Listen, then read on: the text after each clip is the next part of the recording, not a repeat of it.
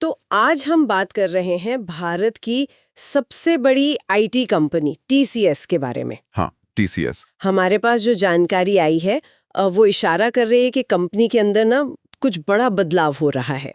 खबर ये है कि टाटा कंसल्टेंसी सर्विसेज मतलब टीसीएस करीब 12,000 कर्मचारियों को निकालने की तैयारी में है। 12,000?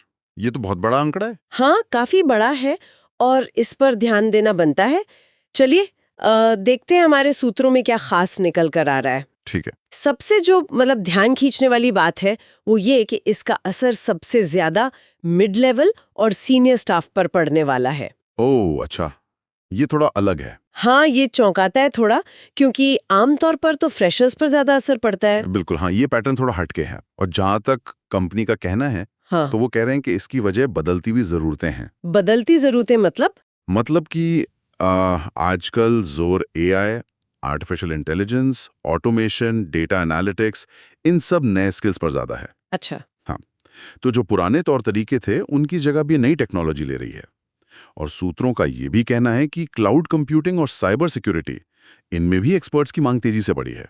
अच्छा, तो अब साफ है भाई, जिन लोगों के पास ये नए जमाने वाले स्किल्स नहीं है या जो वक्त के साथ अपग्रेड नहीं कर पाए, उनकी नौकरी पर तलवार लटक रही है। हाँ, एक तरह से तो यही लगता है। ये सिर्फ एक टेक्नोलॉजी का बदलाव नहीं, ये तो सीधा सीधा कर्मचारियों के करियर पर असर डाल रहा है। पर मेरा एक सवाल है। पूछिए। 12,000 सीनियर और मिड लेवल कर्मचारी, क्या ये संख्या सिर्फ स्किल गैप से समझाई जा सकती है या कुछ और भी चल रहा है? मतलब कुछ रिपोर्ट्स तो ये भी कह रही हैं कि शायद ये कंपनी का जो ओवरऑल स्ट्रक्चर है उसे बदलने या फिर लागत कम करने की भी कोशिश हो सकती है। देखिए, ये सवाल बहुत वाजिब है और सच कहूं तो किसी भी इतनी बड़ी छटनी के पीछे ना अक्सर कई कारण होते हैं। हाँ, स्किल गैप वो एक बड़ा फैक्टर जरूर है, जैसा कंपनी बता रही है। पर यह भी सच है कि सीनियर कर्मचारियों की सैलरी ज्यादा होती है ना? बिल्कुल। तो कॉस्ट कटिंग का एंगल भी हो सकता है, बिल्कुल हो सकता है। और जैसे जैसे एआई और ऑटोमेशन बढ़ रहा है, तो शायद मैनेजमेंट को लगता हो कि मिड लेवल के कुछ रोल अब उतने जरूरी नहीं रहे। अच्छा। हाँ, उन्हें शायद लगता है कि भाई कम लोगों से नई टेक्नोलॉजी की मदद से ज्यादा काम लिया जा सकता है। सही कहा। और अगर हम इसे सिर्फ टीसीएस के नजरिए से न देखें, तो क्या ये पूरी आईटी इंडस्ट्री के लिए कोई बड़ा संकेत माना जाए? क्या बाकी कंपनियों में भी ऐसा ही कुछ देखने को मिल सकता है? बिल्कुल। देखिए, टीसीएस का एक कदम ना पूरी आईटी इंडस्ट्री के लिए एक तरह का वेकअप कॉल है। वेकअप कॉल, हाँ। ये दिखाता है कि बदलाव की रफ्तार कितनी तेज हो गई है। जो स्किल्स आज बहुत डिमांड में हैं, हो सकता है वो 5 साल बाद उतने काम के ना रहें। सही बात है। ये इस बात पर बहुत जोर देता है कि टेक्नोलॉजी के इस बदलते दौर में लगातार सीखते रहना, बदलते रहना कितना जरूरी है। जैसा कि एक स्रोत में कहा भी गया है, अगर बदलना नहीं सीखा तो पीछे छूटना तय है। सुनने में थोड़ा कठोर लग सकता है, पर आज की हकीकत शायद यही है। और ये सिर्फ टीसीएस की बात नहीं है। इन्फोसिस, विप्रो, एचसीएल टेक सब कमोबेश इसी चुनौती का सामना कर रहे हैं। हाँ, उनके तरीके शायद अलग अलग हों। एडेप्टेबिलिटी, बदलते माहौल में ढल जाने की काबिलियत, यही अब सबसे बड़ा स्किल बन गया है ना? बिल्कुल। पहले शायद होता था कि किसी एक टेक्नोलॉजी में महारत हासिल कर ली और लंबा करियर निकल गया, पर अब वैसा नहीं लगता। एकदम सही कहा आपने।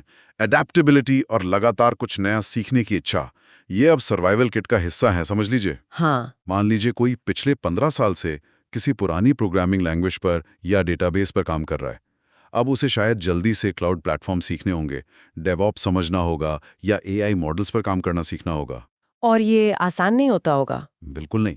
खासकर उन लोगों के लिए जो अपने करियर के बीच में हैं या बाद के पड़ाव पर हैं।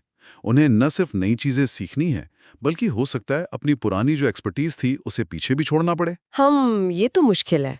तो इस पूरी बातचीत का निचोड़ क्या निकलता है, सार क्या है? सार यही है कि आईटी सेक्टर में अगर टिके रहना है और आगे बढ़ना है, तो भाई अपनी स्किल्स को लगातार मांझते रहना होगा, नई चीजें सीखनी होंगी। ये अब कोई ऑप्शन नहीं रहा, जरूरत बन गया है। हाँ बिल्कुल। और ये सिर्फ नौकरी बचाने की बात नहीं है, ये करियर में आगे बढ़ने के लिए भी उतना ही जरूरी है। पर यहाँ ना एक बड़ा सवाल खड़ा होता है जिस पर सोचना बहुत जरूरी है। क्या भविष्य में करियर की सुरक्षा की पूरी जिम्मेदारी सिर्फ कर्मचारी की ही होगी कि वो खुद को अपस्किल करता रहे, नई चीजें सीखता रहे? हाँ, ये तो बड़ा सवाल है। या फिर कंपनियों को भी इसमें एक सक्रिय भूमिका निभानी होगी? मतलब ट्रेनिंग देकर, रीस्किलिंग के मौके देकर और इस बदलाव के दौर में कर्मचारियों का साथ देकर। सही बात। ये जो बदलाव का बोझ है, इसकी लागत और जिम्मेदारी, इसका सही बंटवारा कैसे हो, ये इंडस्ट्री के सामने एक अहम मुद्दा बनकर उभर रहा है। इस पर विचार करना बहुत आवश्यक है।